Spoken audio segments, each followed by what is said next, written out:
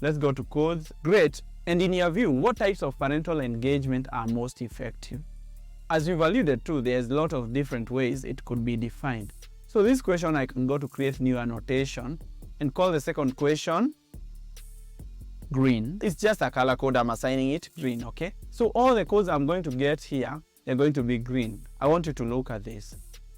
I think the most effective are the ones that have a strong purpose, so the parents know why they are coming in. Obviously, some of our parents, school is a barrier, so I think some of more socio-community-based events that get parents through the door just for a coffee or a chat are really important. So the types of parental engagement that are the most effective include socio and community-based events. So drag and drop that, call this socio and community-based event. Click OK. I want you to remember that the code, we want to give it the color blue. Remember, we color coded that as blue. Look at that color code.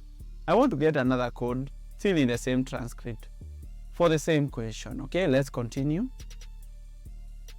Let me close this so that I can see better. As well as even things like phone calls. You see? So, phone call. I want to drag this and call this phone call. They are a type of parental engagement.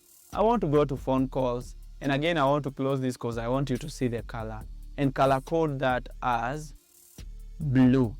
I know you are wondering why I'm using color codes. I'm using color codes because I don't want to mix up my codes in a way I'm not able to observe pattern of shared meaning. And the questions, although we are doing inductive thematic analysis, the questions will also play a significant role in the formation of themes and subthemes, as you'll see. Let's continue with this. Grabbing parents on the playground for informal chats about their children. So,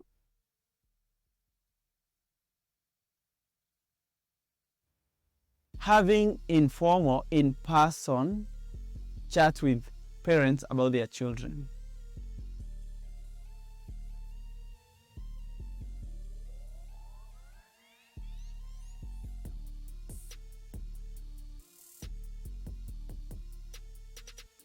Then we paste this.